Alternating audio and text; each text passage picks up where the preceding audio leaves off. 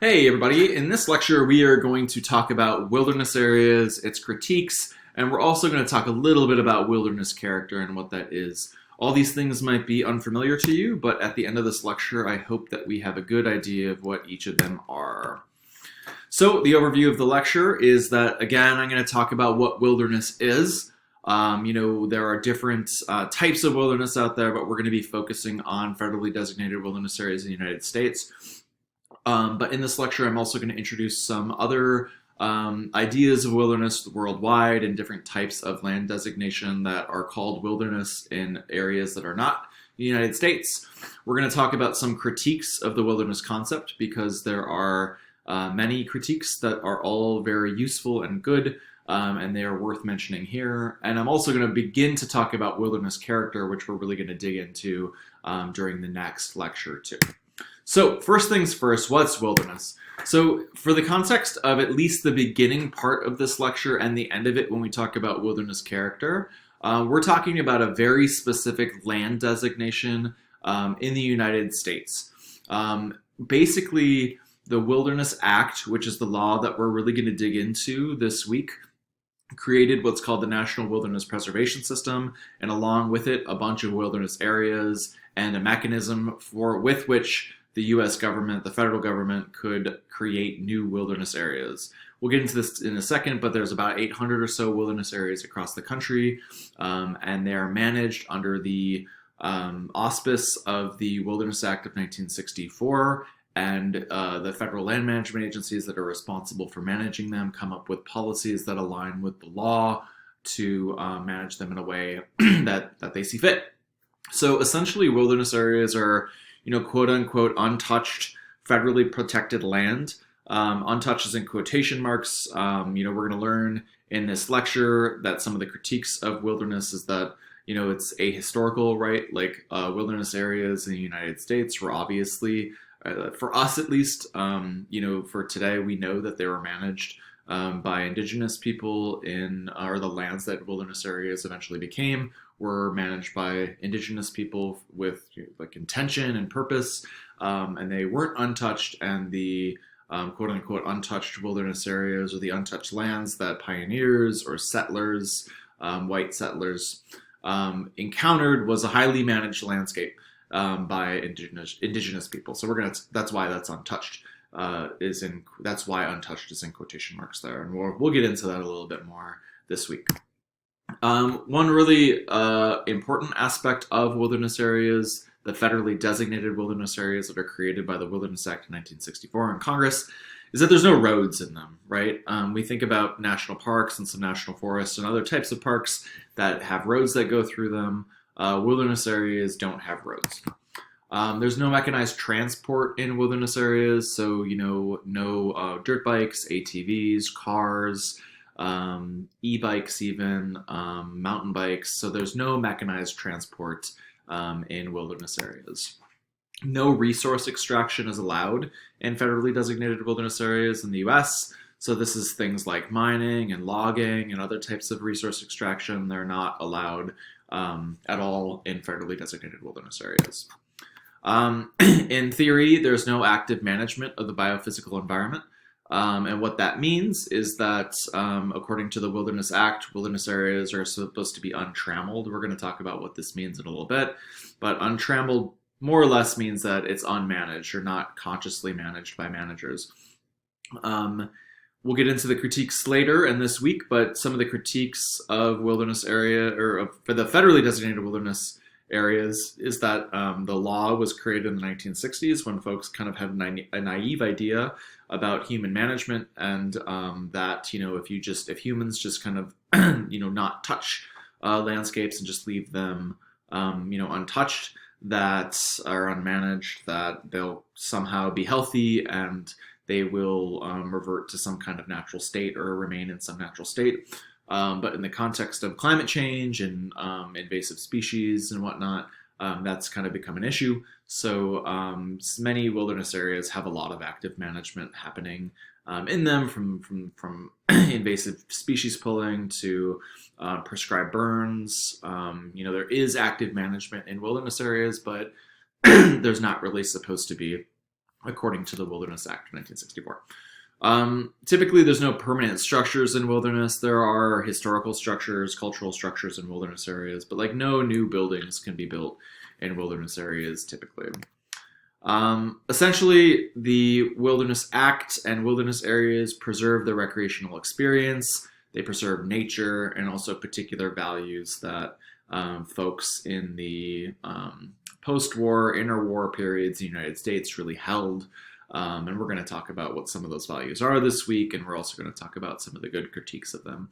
And nature is in quotation marks too, because, you know, at the time, in 1964, when this bill was passed, we had people in the U.S., lawmakers in the U.S., had kind of a naive view of what nature was and what natural is, and again, just kind of assumed anything that humans didn't touch was natural. And since then, we've kind of developed a more nuanced understanding of naturalness, and we think about the role of humans in ecosystems. From anywhere from urban ecology, theories of urban ecology, which we've talked about in this class, but also to just theories of ecology in general and the role that humans play in these coupled socio-ecological systems. Okay, so this isn't the best map. I've studied wilderness for so long, and I've worked in wilderness for so long, and I've never ever been able to find a very good map of all the wilderness areas in the US. And this isn't super updated. I think this is probably from like 2016 or so. So there's some more dots on here that are wilderness areas. But essentially the black land, so not the gray, but the black land, are federally designated wilderness areas. So you can see here the Boundary Waters is, all black. That's a federally designated wilderness area. Isle Royale is there. The Apostle Islands have some wilderness on them, or in them. And what we can see is that, most of the wilderness areas in the United States and most of the wilderness land of the United States is in the western U.S. And Alaska.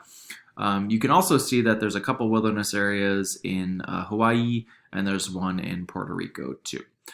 So wilderness areas are managed by 4 federal land management agencies: the Bureau of Land Management, the Fish and Wildlife Service, the Forest Service, and the National Park Service. They're all responsible for stewarding wilderness landscapes across the U.S. Again, there's about 800 wilderness areas that are managed by these 4 different land management agencies. And they are to be managed as, quote, an area where the earth and its community of life are untrammeled by man, where man himself is a visitor who does not remain.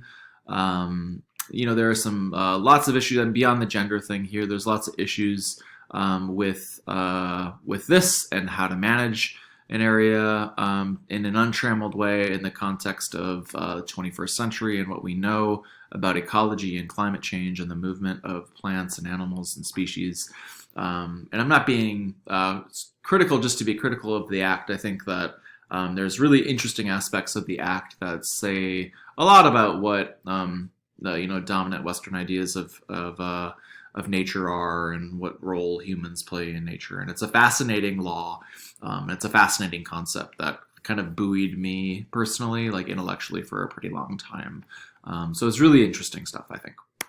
Okay, so we talked a little bit about wilderness areas in the United States. The International Union of Conservation of Nature defines wilderness areas as usually large, unmodified, or slightly modified areas retaining their natural character and influence without permanent or significant human habitation, protected and managed to preserve their natural condition so that the current and future generations have the opportunity to experience such areas.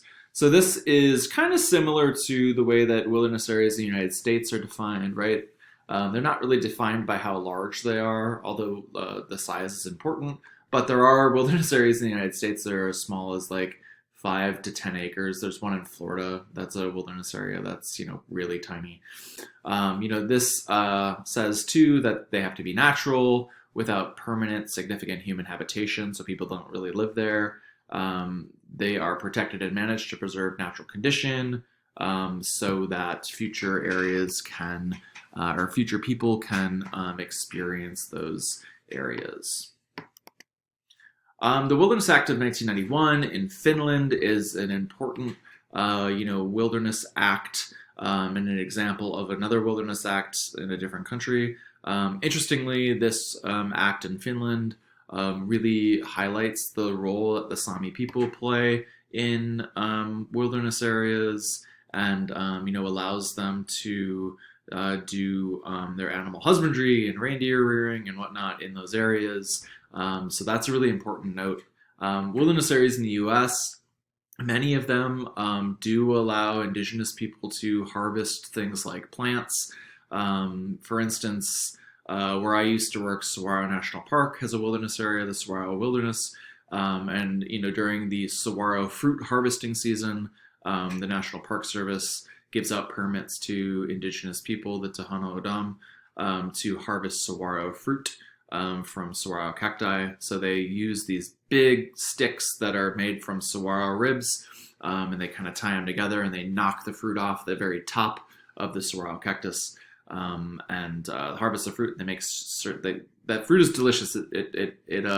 It's like a mixture of figs, and it's like a fig texture, dried fig texture that kind of tastes watermelony. It's really yummy. But they make syrup, and you can eat the fruit too.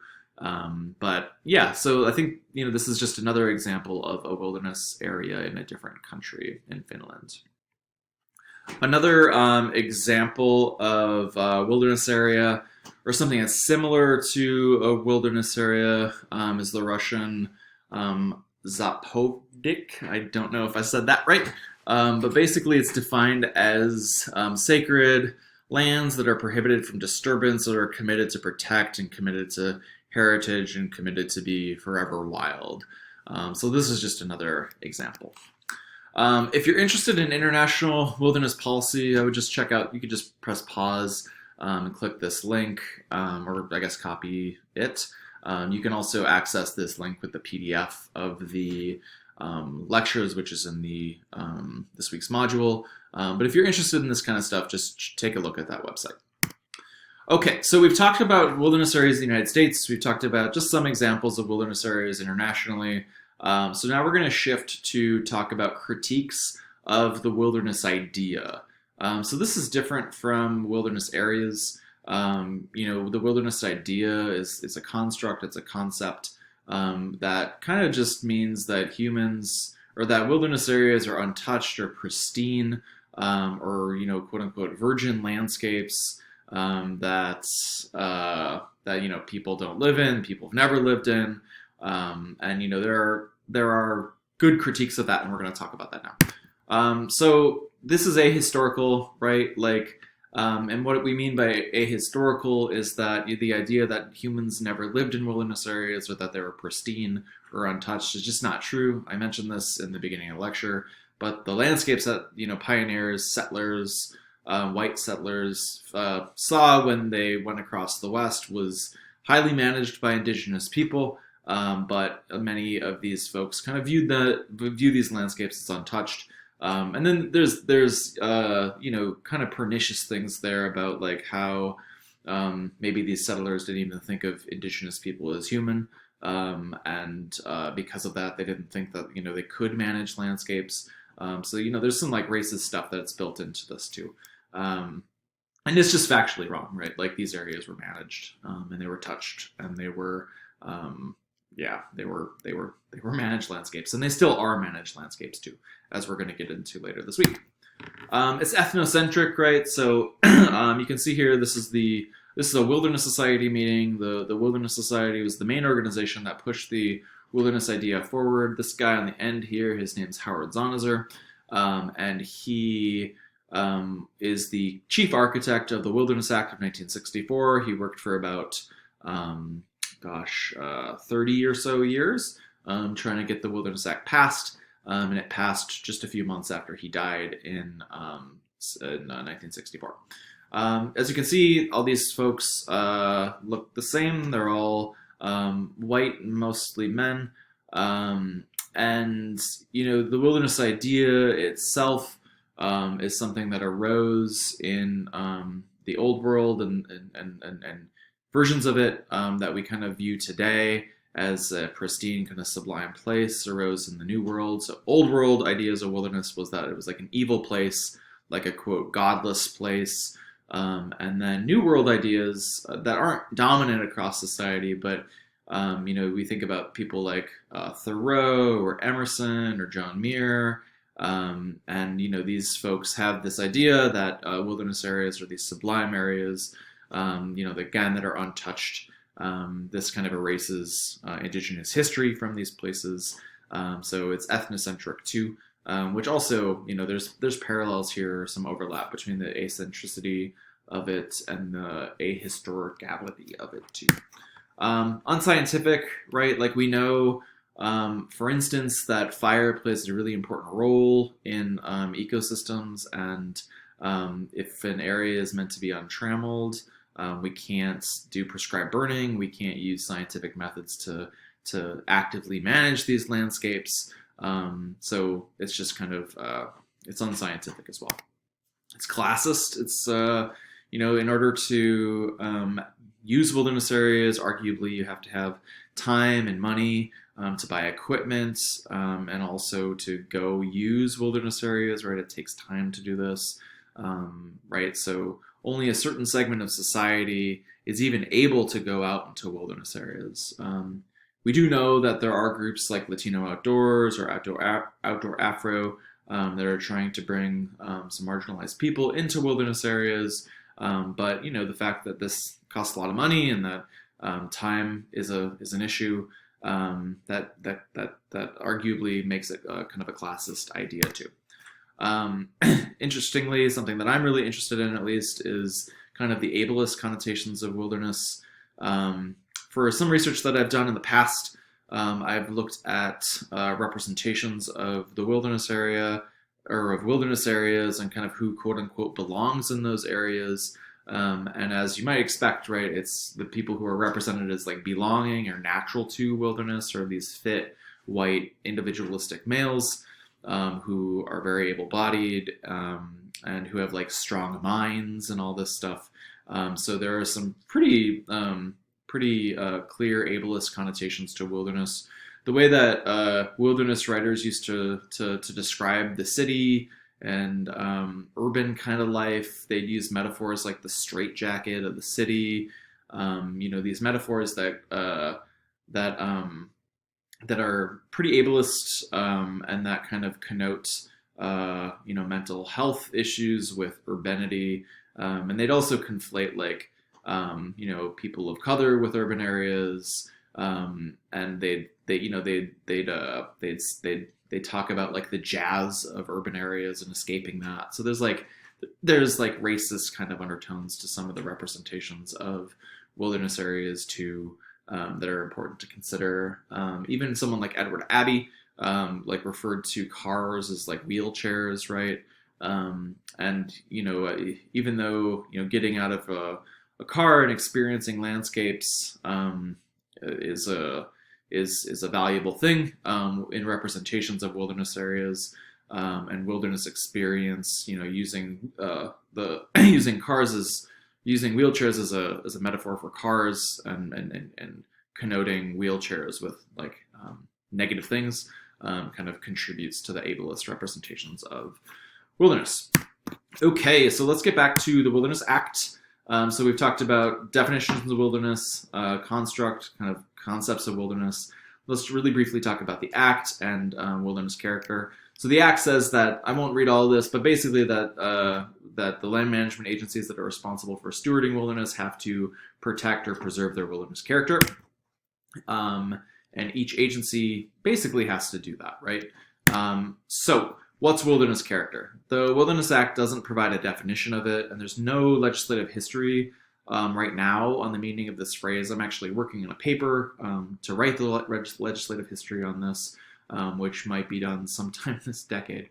So wilderness character, though, is a combination of biophysical, experiential, and symbolic qualities that distinguish wilderness from other lands. This is how it's been defined by the 4 land management agencies that manage it. Right, so even though there's no definition in the Act itself, the land management agencies needed to come up with a definition for it in order to manage it. Right, so what are some of the biophysical aspects of wilderness character? Right, it's natural. The land is, wildlife is, the ecological processes are as natural as they can be. right? There's some problematic aspects of this, but that's how it's defined. So we think about things like water quality, natural fire regimes, natural vegetation, native wildlife. So if it has good water quality, kind of natural fire regimes, natural vegetation, so not a lot of invasive species, and also native wildlife, then we think of it as like think of the wilderness area as having good wilderness character, at least the biophysical aspects of it. There's some experiential aspects of it too. So these are the personal benefits and meanings that people derive from their experiences in wilderness. Things like recreation, the use of primitive skills, personal challenge, self-discovery, and also, just the experience of nature that's kind of free from the constraints of culture, right? So these are the human-centered experiential aspects of wilderness and the wilderness experience. Similarly, and like tied to the experiential and biophysical aspects, are the symbolic aspects of wilderness. So these are the meanings that individuals and society derive just from wilderness existing, right? So these deeper meanings of like interconnectedness with the natural world and with each other, these big wilderness areas where nature is kind of quote unquote untouched, is supposed to promote humility and restraint among people, and also it's for some, facilitates an idea or a feeling that you're part of something larger than the self. Howard Zonizer, that dude who I did a little cursor circle around in that picture of a bunch of white guys, he was really interesting, and he wrote a lot about how wilderness areas facilitate interconnectedness, how they can facilitate humility and restraint, and feelings that tie people who are experiencing wilderness areas to the history of those areas, and even the peopled history of those areas.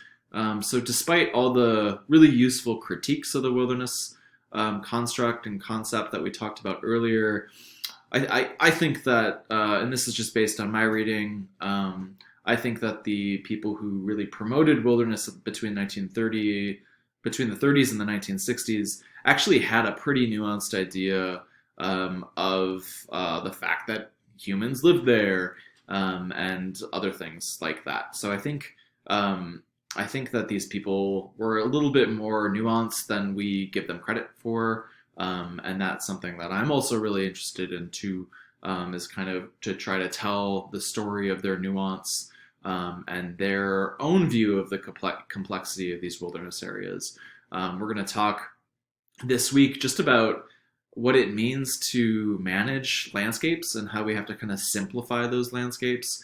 And the Wilderness Act activists who really, try to push wilderness forward, they really wanted to, or they really didn't want to write a definition of wilderness in the Wilderness Act because they wanted it to be as vague as possible, because it is this really complex thing. And they understood that it was complex, and they didn't want to simplify it through kind of codifying it through, language, I guess. But yeah, so wilderness character has these three aspects. We're going to talk about some more specific things in the next lecture that are kind of more measurable. And then in our Wednesday meeting, we're going to talk about some of the problems with measuring something as complex as wilderness. So essentially, for the land managers who work for those four agencies, basically they want to preserve wilderness character. So Congress determines the state of wilderness character at the time the wilderness area is designated. And the idea is that managers are supposed to improve or maintain wilderness character over time, right? So make it more natural, make it more untrammeled or less trammeled. Hard to do those two things. Promote more solitude. Don't build more buildings. That kind of stuff. That's kind of the main goal that wilderness managers have for the management of wilderness areas. We're going to end it here. The next lecture, we're going to talk about 5 qualities of wilderness character: naturalness, untrammeled, outstanding opportunities for solitude and primitive and unconfined type of recreation, the undeveloped quality of wilderness character, and the other features of value that wilderness areas have. These are the 5 kind of distinct and really important qualities that wilderness managers today in the United States manage for, and this is how we use these 5 characters or these 5 qualities to come up with management plans, come up with monitoring plans, and we're really going to dig into all this week. So I hope that this longish lecture clarified what federally designated wilderness areas are, what some of the critiques of wilderness are, and also gave us a little bit of an introduction to wilderness character, which we're going to dig into in the next lecture. So thank you.